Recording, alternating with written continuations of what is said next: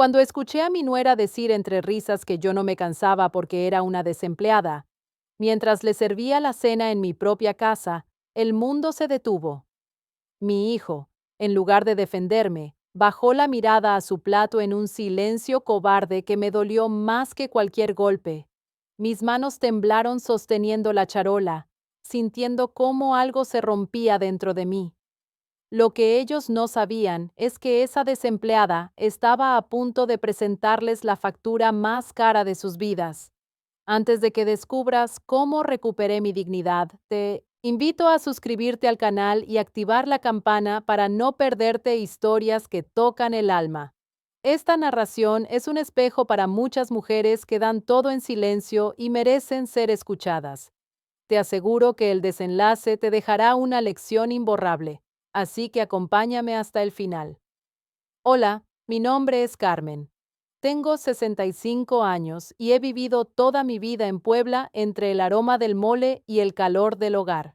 Siempre creí que el sacrificio era la forma más pura de amar a mi familia, pero un día tuve que aprender a amarme a mí misma primero.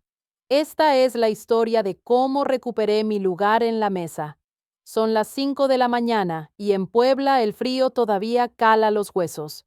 De ese que se mete por las rendijas de las ventanas, aunque las cierres bien, pero en mi cocina ya no se siente. Aquí el calor es distinto. Es un calor que huele a canela, a almendra tostada y a chiles secos que empiezan a soltar su alma sobre el comal. Mulato, ancho, pasilla. Hay que cuidarlos como a niños chiquitos, porque si se queman el mole se amarga, y si el mole se amarga la fiesta se arruina. Y hoy no podía fallar nada. Mientras movía la pala de madera, miré el reloj de pared. Todavía faltaban 2 horas para que sonara el despertador de mi hijo Roberto y de su esposa Claudia. La casa estaba en ese silencio absoluto que solo existe cuando los dueños del ruido duermen profundamente. Digo los dueños del ruido porque, aunque las escrituras de esta casa llevan mi nombre, Carmen, a veces siento que yo soy la que camina de puntitas para no molestar. Me acerqué a la licuadora con el miedo de siempre. Es una máquina vieja, ruidosa, de esas que duran toda la vida, pero que despiertan a los muertos. Doblé un trapo de cocina en 4 partes y lo puse encima de la tapa, abrazando el motor con mi cuerpo para ahogar el sonido. No quería que Claudia se despertara de mal humor. Si ella se levanta mal, Roberto se pone tenso. Y si Roberto se pone tenso, el desayuno se vuelve un campo minado donde uno no sabe qué decir. Así que ahí estaba yo, moliendo especias en la penumbra, amortiguando el ruido con mi propio pecho, pensando en que el esfuerzo valía la pena porque venían los consuegros a cenar. Antes de que el sol terminara de salir, me acerqué al altarcito que tengo en la alacena, prendí la veladora de la Virgen de Guadalupe y le pedí lo de siempre. No le pedí dinero ni salud, fíjate. Le pedí paciencia. Le pedí que mi lengua se quedara quieta y que mi corazón no se hiciera chiquito si me hacían algún desaire. Le encomendé el mole, porque en esta casa la comida es lo único que parece unirnos todavía. El día se me fue volando entre picar cebolla, deshebrar el pollo y limpiar la casa hasta que los azulejos brillaran. Para cuando llegaron los papás de Claudia, yo ya llevaba 14 horas de pie. Mis piernas punzaban, esas varices que me recuerdan los años que pasé detrás del mostrador de mi tienda para pagar la universidad de Roberto, pero me arreglé. Me puse mi vestido azul, el que guardo para las ocasiones especiales, y salí a recibir a las visitas con la mejor de mis sonrisas. La cena transcurría entre risas y anécdotas de viajes que yo no conozco y restaurantes a los que nunca he ido. Yo no me senté, me la pasé yendo y viniendo de la cocina al comedor, sirviendo el arroz, rellenando las copas de vino, trayendo más tortillas calientes. Roberto ni siquiera me miraba. Estaba muy ocupado, riéndose de los chistes de su suegro. En un momento sentí que el cansancio me ganaba, y me recargué un segundo en el marco de la puerta de la cocina para tomar aire. Me limpié el sudor de la frente con el dorso de la mano. Fue entonces cuando la mamá de Claudia, con una copa en la mano, comentó que qué barbaridad, que qué energía. Tenía yo para cocinar tanto y atenderlos a todos sin ayuda, lo dijo con amabilidad. O eso quiero creer. Pero la respuesta de Claudia fue como un balde de agua helada en plena espalda. La escuché reírse, esa risa cristalina y educada que tiene, y soltar las palabras que se me clavaron en el pecho. Dijo que no me preocupara, que yo no me cansaba. Dijo que como soy una desempleada y me la paso encerrada todo el día en la casa, atenderlos me servía de distracción para no aburrirme. Lo dijo así, tan fácil. Desempleada. Se rieron, los consuegros se rieron. Supongo que por compromiso, pero lo que me dolió no fue la risa de ellos ni la de Claudia. Lo que me partió el alma fue el silencio de mi hijo. Busqué los ojos de Roberto esperando que dijera algo, que dijera que su madre no es una desempleada, que su madre trabajó 30 años de sol a sol, que su madre es la que le plancha las camisas que trae puestas y la que cuida esta casa para que ellos vivan como reyes sin pagar renta. Pero Roberto no dijo nada, solo bajó la mirada a su plato de mole y, entonces, siguió comiendo. Me tragué el nudo que tenía en la garganta. Sentí como la vergüenza me subía por el cuello, caliente y roja. Vergüenza de ser vista como la sirvienta en mi propia casa. Vergüenza de que mi nuera, esa muchacha que nunca ha tenido que lavar un baño en su vida, definiera mi existencia como un pasatiempo. Me di la vuelta y regresé a la cocina. Delante de ellos seguí sirviendo, pero por dentro algo se había roto. Miré mis manos, esas manos que habían molido el chile en la madrugada y, por primera vez en mi vida, me sentí completamente sola en medio de mi familia. Esa palabra se me quedó clavada en la cabeza toda la noche, dando vueltas como una mosca molesta que no te deja dormir. Desempleada, me acosté mirando el techo con el cuerpo adolorido por la friega de la cena, pero la mente se me fue 30 años atrás. Me acordé de cuando Roberto era apenas un chiquillo y yo abrí la cortina de mi tiendita de abarrotes por primera vez. Me vi a mí misma cargando cajas de refresco que pesaban más que mis propias penas, acomodando latas de chiles y pesando frijol y azúcar a granel desde que salía el sol hasta que se escondía. 30 años. Fíjate bien lo que son 30 años. 30 años de no cerrar ni en domingos, de aguantar borrachos necios y proveedores mañosos. Todo para que a mi hijo no le faltara nada. Cada colegiatura de su universidad privada, cada libro caro, cada camisa de marca que él quería, salió de esa caja registradora vieja que yo cuidaba como a un tesoro. Y no la cerré por gusto, ni por cansancio, ni porque el negocio fuera mal. La cerré hace 5 años porque ellos, mi hijo y mi nuera, me lo pidieron con lágrimas en los ojos cuando nació el primer nieto. Me dijeron que nadie iba a cuidar a los niños como su abuela, que necesitaban mi ayuda, que yo ya había trabajado mucho. Y yo, por tonta o por buena gente, bajé la cortina metálica para siempre y me convertí en la niñera gratuita de tiempo completo. Cambié mi independencia por amor y ahora resulta que eso se llama desempleo. Se me estrujó el corazón acordándome de cómo era Roberto antes de casarse con Claudia. No es por hablar mal, pero mi hijo era otro. Me acordé de cuando llegaba de la facultad cansado y yo le tenía su plato caliente. Él siempre me daba un beso en la frente de esos que truenan y me decía, «Gracias, jefa, ¿qué haríamos sin ti?». Incluso cuando ya trabajaba, pasaba por la tienda y me abrazaba, agradeciéndome los tuppers de comida que le preparaba para la oficina. Ahora vive como hipnotizado. Anoche, mientras recogía los platos, sucios de sus suegros, lo vi sentado en el sofá con la cara iluminada por la luz azul del celular, moviendo el dedo sobre la pantalla sin ver ni escuchar nada a su alrededor. Se ha vuelto sordo a mi presencia y ciego a mi cansancio. Esa indiferencia duele más que las varices, te lo juro. Así que cuando el reloj marcó las 5 de la mañana, esa hora sagrada en la que mis pies tocan el suelo frío para empezar la rutina, decidí que hoy no. Hoy el despertador interno que llevo en el pecho se apagó. Me quedé en la cama escuchando el silencio.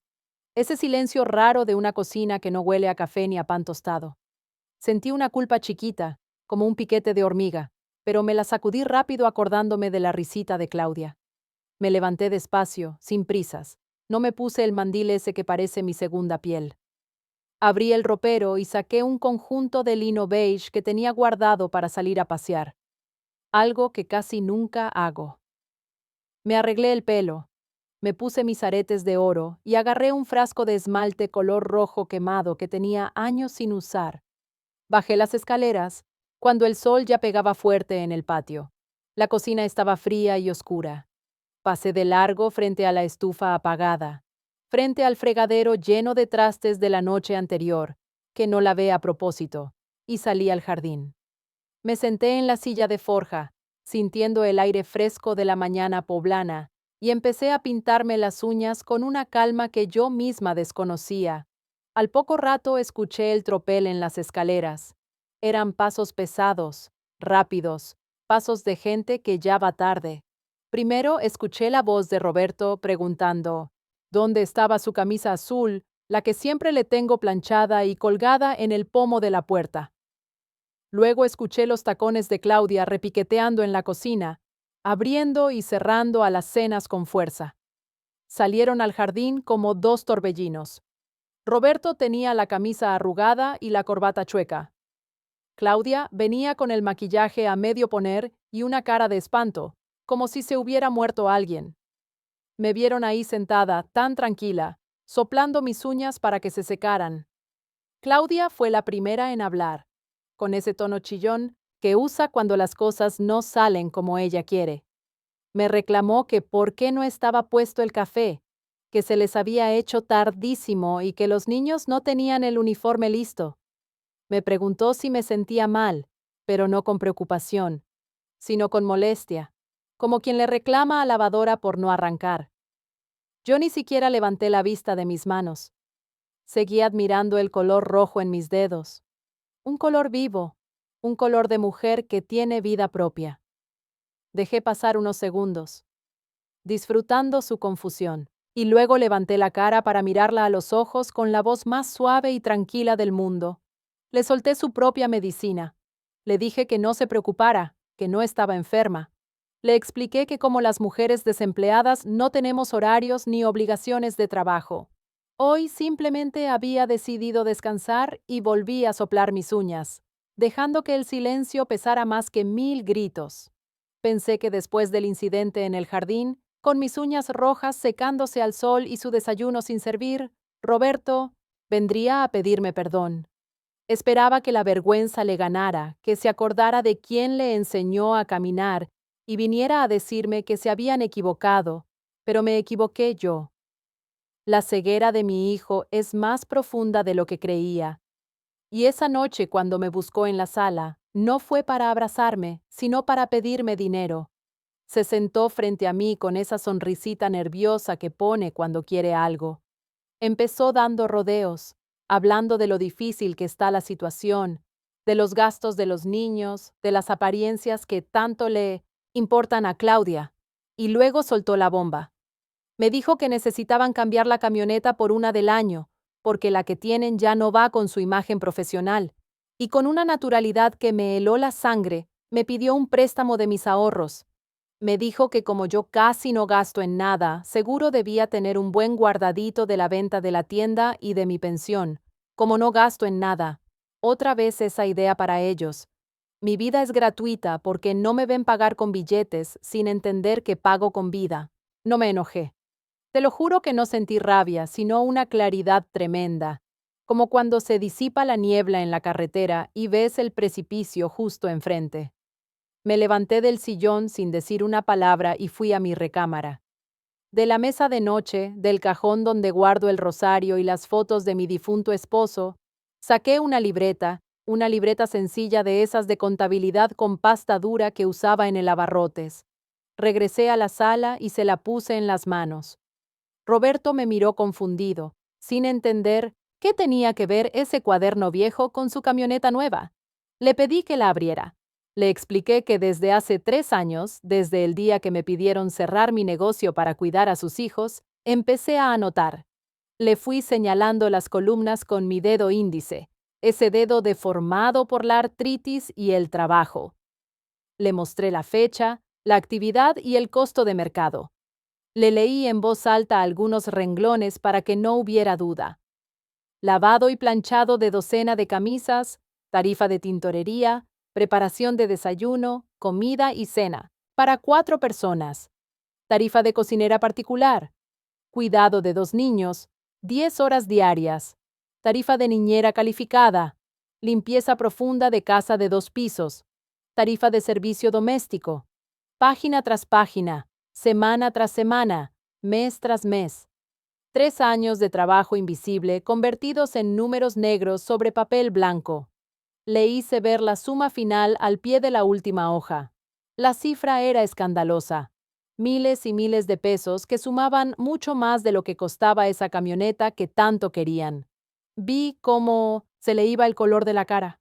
Sus manos, esas manos suaves de oficinista que nunca han cargado una caja de mercancía, empezaron a temblar sosteniendo la libreta.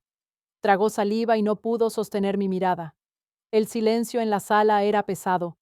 Solo se escuchaba el tic-tac del reloj, marcando el tiempo que yo les había regalado y que ellos habían despreciado. Entonces me enderecé en mi silla con la espalda recta como me enseñó mi madre y le di el golpe final, ese que necesitaba para despertar de su letargo.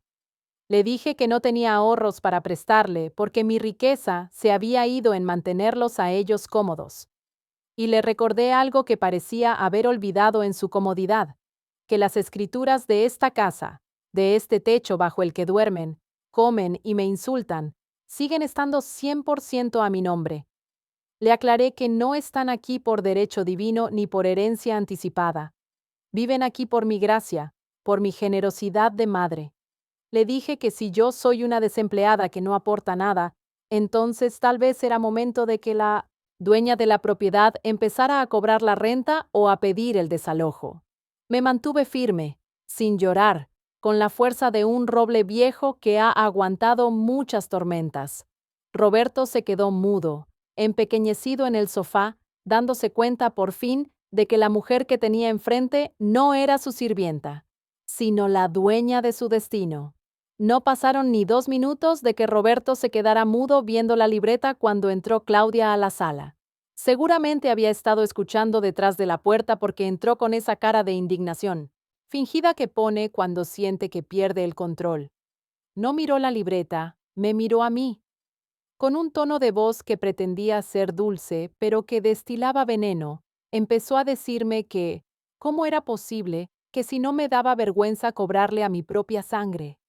Me soltó el discurso de siempre, ese de que somos una familia, de que en las familias se comparte todo y de que el dinero es lo de menos cuando hay cariño. Me dio risa, una risa amarga que me subió desde el estómago.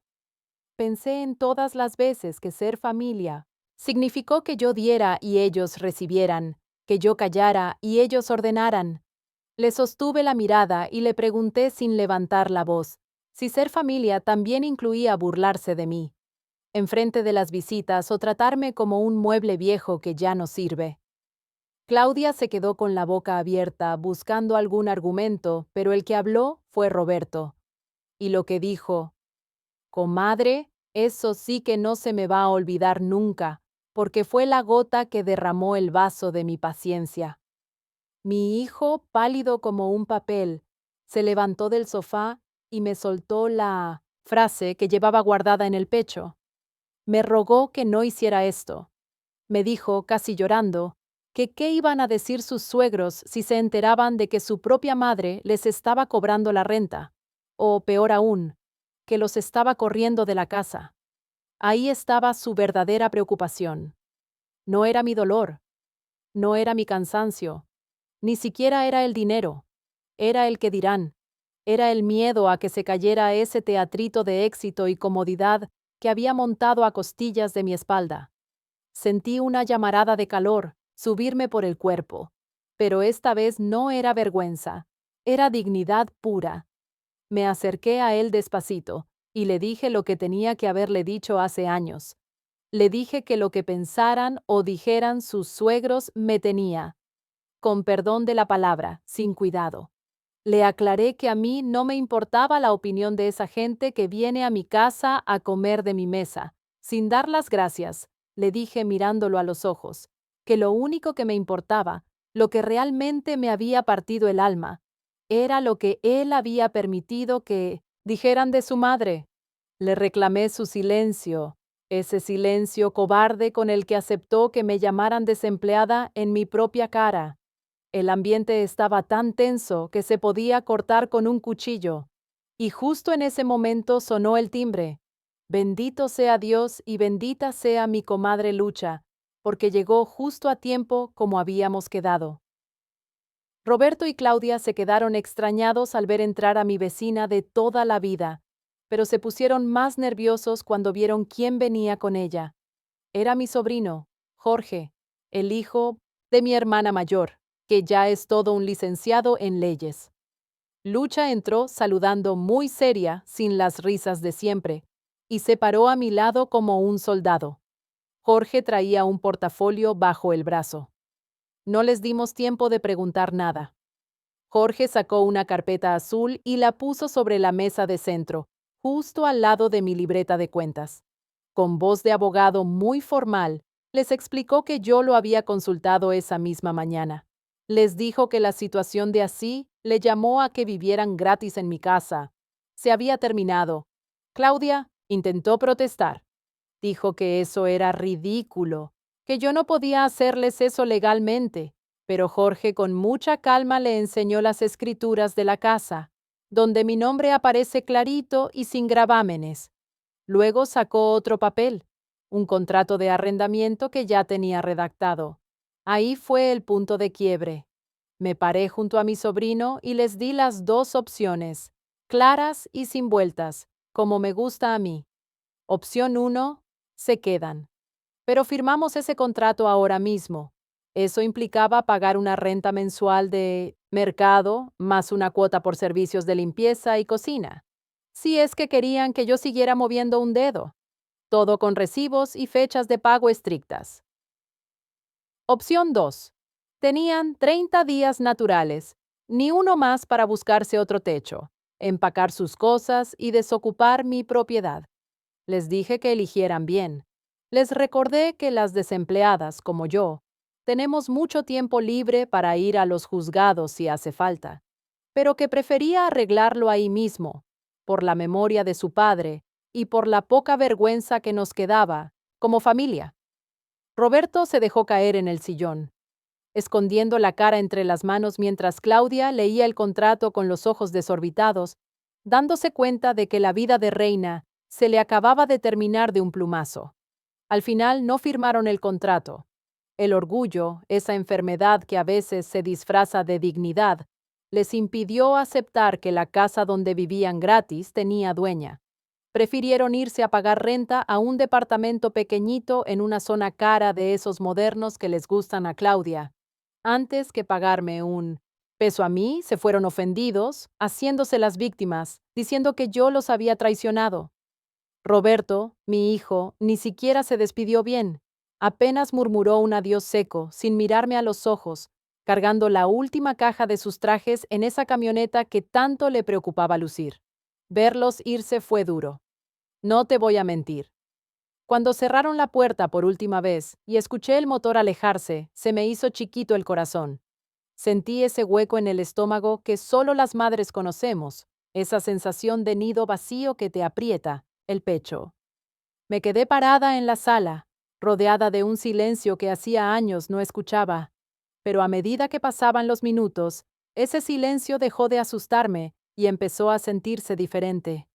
Ya no era un silencio de soledad, sino de paz era el sonido de mi casa, respirando tranquila, sin gritos, sin exigencias, sin nadie que me mirara por encima del hombro.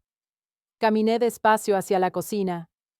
Estaba tal cual la habían dejado, un poco desordenada, pero por primera vez no sentí la urgencia de correr a limpiar, para que nadie se enojara. Me acerqué a la estufa y vi la cazuela de barro con el mole poblano, ese mismo mole que había preparado con tanto esmero y que había sido el testigo mudo de mi humillación y de mi liberación. Lo encendí a fuego lento y dejé que el aroma a chocolate y chiles tostados llenara de nuevo cada rincón. Pero esta vez el olor era para mí.